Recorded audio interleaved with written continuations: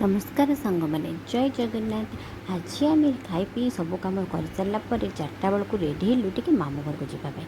मामू घर को जावाई जस्ट बाहर बेलू वर्षा जोर पकईदेला कौटी लगे जाए अचानक आसला वर्षा डेगला वर्षा जोर होता कारण आम टिके अपेक्षा करगलु।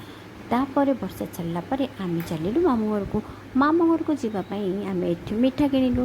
मिठा किणी सारापर गोटे भल मिठा से दुकान में जिद्दी कला गोटे मिठा खाया ता बापा ता जिद्दी पूरण करने ये मिठाटा देले खावाई।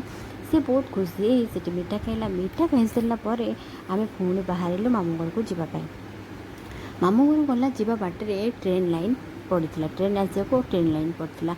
ट्रेन क्रॉस करूला आम बहुत मजार सहित ट्रेन मो पुआ मु देखुलु।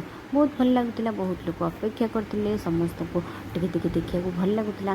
सेपट भी बहुत लोग थे एपट भी बहुत लोग थे। देखो सांग मैंने एटी वर्षा ना आम जो से वर्षा अच्छे मात्र 15 मिनट रास्ता कितु एटी वर्षा नहीं से वर्षा अच्छी ये कमी कथा जे हाँ ठीक अच्छे वर्षा ट्रेन लाइन जा सारा आम बाहर मामू घर जावाटा यहाँ है मो मामू घर गाँव रास्ता।